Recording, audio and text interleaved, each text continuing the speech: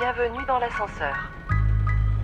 Bienvenue à toutes et à tous. Dans les hors-séries de Bienvenue dans l'ascenseur, je vous présente des solutions concrètes pour aider les jeunes à prendre l'ascenseur social en France. Prêts pour le départ ?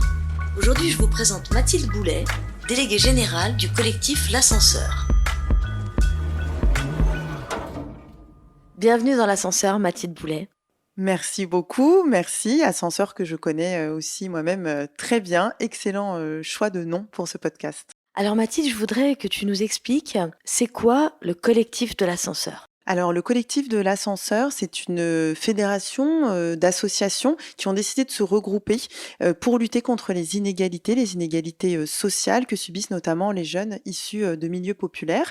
C'est un collectif qui maintenant fédère 100 associations qui sont toutes dédiées à l'accompagnement de la jeunesse, donc des jeunes qui ont 12 à 25-30 ans, du collège à l'insertion pro. On a des antennes à peu près dans toute la France pour accompagner au plus près tous ces jeunes qui sont fragilisés. Bienvenue dans l'ascenseur. Alors dans ces 100 associations, qu'est-ce qu'il y a ? Alors, on peut trouver des associations qui accompagnent, par exemple, les jeunes en matière d'éducation et de formation pour les aider à s'orienter, pour avoir un mentor pour les accompagner au quotidien, pour les aider à trouver un stage de troisième. On va avoir aussi des associations qui vont les accompagner en matière d'emploi et d'entrepreneuriat, tout ce qui est inclusion économique, monter sa propre entreprise. On a des associations qui donnent accès à la culture, qui donnent accès au sport aussi. Et puis, on en a d'autres qui valorisent l'engagement citoyen des jeunes et qui aident aussi les moins jeunes qui souhaitent s'engager à accompagner cette jeunesse-là. Alors, on est dans un très beau lieu qui est à la Bastille, à Paris, qui s'appelle aussi l'Ascenseur. Il n'y a pas 100 associations dans ce lieu. Non, hélas, on aimerait beaucoup pouvoir accueillir 100 associations, mais on n'a pas la place. On pousse déjà un peu les murs ici, avec les 20 associations qui sont hébergées sur 8 étages. On a la chance d'être situé à Paris-Bastille. C'est un lieu qui est hautement symbolique aussi pour nous, donc on est assez fiers d'être ici. Et puis, c'est un lieu qui permet de faire comprendre aux jeunes qu'ils ont aussi leur place dans les lieux centraux, dans les lieux de décision, dans les lieux de pouvoir. Et donc, quand on fait venir les jeunes ici, c'est aussi leur montrer qu'ils ont leur place dans cette société-là, là où les décisions sont prises. C'est aussi une facilité pour nous pour faire venir nos partenaires privés, publics, et faire venir des associations. Et puis pour les collaborateurs, c'est un très beau cadre de travail également. Alors, vous les faites venir pour des événements, les jeunes, ici ? Alors, pour des événements, pour de l'accompagnement, pour des ateliers, pour de la sensibilisation, c'est très varié. Nous, les jeunes, on essaie de les inviter à un maximum d'événements très divers. Et en fonction des thématiques des associations et de la façon dont ils accompagnent les jeunes, eh bien, à chaque fois, ça va être des formats différents. Et on a la chance d'avoir un rez-de-chaussée qui est complètement amovible et qui permet de diversifier les formats. Donc, c'est vraiment cette spécificité d'être ici tous réunis autour d'un même combat, mais aussi d'être dans un même lieu et donc d'être dans un lieu d'accueil pour accompagner au mieux cette jeunesse. Qu'est-ce qu'un jeune peut trouver quand il vient à l'ascenseur à Bastille ? Alors, quand un jeune vient à Bastille, à l'ascenseur, il peut trouver des associations qui vont venir répondre à la multiplicité des problématiques qu'il peut rencontrer. Si c'est des problématiques en matière d'orientation, si c'est un sujet d'autocensure, si c'est un sujet de mise en réseau, de trouver un emploi, trouver un stage. Et la chance qu'on a ici, justement, pour ces jeunes, c'est de fédérer des associations qui peuvent venir répondre à de multiples problématiques.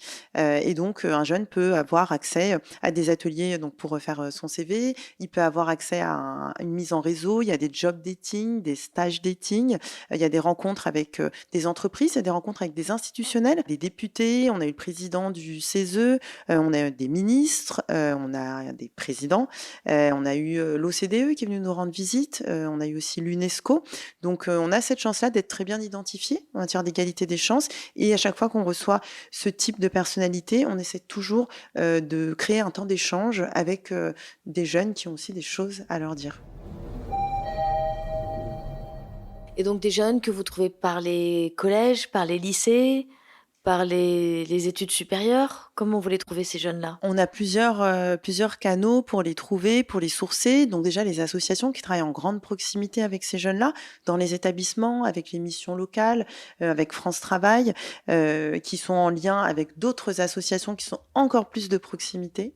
Et puis, les jeunes peuvent aussi nous trouver grâce à la communication qu'on mène, nous, à l'ascenseur. On essaie vraiment de mettre au maximum en avant toutes les actions qui sont menées par les associations du collectif, toutes ces actions de terrain, que ce soit en matière d'éducation, de formation, de culture, de sport, d'engagement. Et donc, en nous suivant, par exemple, sur notre Instagram ou sur notre LinkedIn, ils peuvent voir toutes ces initiatives qui sont menées par les associations qu'on accompagne ici aussi. Et alors, est-ce que, en quelques années d'existence maintenant, est-ce que tu as des exemples de jeunes que vous avez pu accompagner et qui ont vraiment pu, monter dans l'ascenseur social? Oui, alors, ça passe par une multitude de moments, de temps qui, vont changer la vie, enfin, en tout cas, changer un morceau de vie de ces jeunes. Ça va être, des jeunes à qui on va permettre de faire, un stage de 3e à l'OCDE et de découvrir, les institutions, européennes, à l'âge de 14 ans au lieu de faire un stage, dans la petite épicerie d'en bas. Ça va être une jeune, qui est une jeune de la génération ascenseur, donc c'est des jeunes qu'on accompagne et qui sont passés par des associations, précédemment, et elle qui rêvait de devenir plume, donc accompagner des politiques pour qu'ils puissent écrire. Et on l'a mise en relation avec quelqu'un qui avait été plume d'un ministre. Donc voilà, on va leur permettre d'avoir du réseau qu'ils n'ont pas et des opportunités, parfois un peu de niche, qu'ils ne peuvent pas avoir par eux-mêmes, et on va leur ouvrir ça. Après, on va aussi leur offrir des temps d'exception. On va leur donner la parole quand on va avoir des événements. Par exemple, on a eu un au Palais de la Porte Dorée récemment. On va leur offrir des places pour aller à Roland-Garros, et on va toujours faire en sorte, en tout cas, de les mettre au centre de ce qu'on fait et de leur donner vraiment la parole au maximum. Bienvenue dans l'ascenseur. Moi, ce qui me tient à cœur, c'est d'une part que les jeunes puissent avoir conscience qu'il existe des solutions pour les accompagner. Et ça, il y a beaucoup de jeunes qui ne le savent pas forcément et qui peuvent vite être perdus, qui peuvent avoir des réflexes d'autocensure, de repli sur soi, parce qu'ils connaissent pas toutes ces solutions.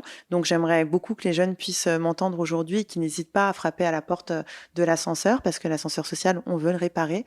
Et d'autre part, j'aimerais aussi beaucoup dire à toutes les personnes qui souhaitent s'engager de manière générale qu'elles n'hésitent pas à frapper également à la porte de l'ascenseur, parce que on peut aussi les accompagner à accompagner eux-mêmes des jeunes qui en ont vraiment besoin, des jeunes qui sont fragiles et qui n'ont pas forcément les codes, et on peut vraiment les accompagner, quel que soit le type d'engagement qu'ils veulent avoir, un engagement d'1 heure ou un engagement de 5 ans, tous les formats sont possibles, donc ils n'hésitent pas également à frapper à notre porte.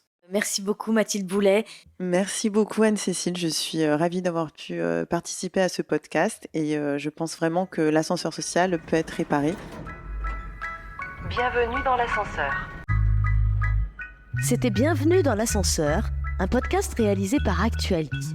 Montage et mixage, Romain Majewski. Musique, Kevin O'Leary.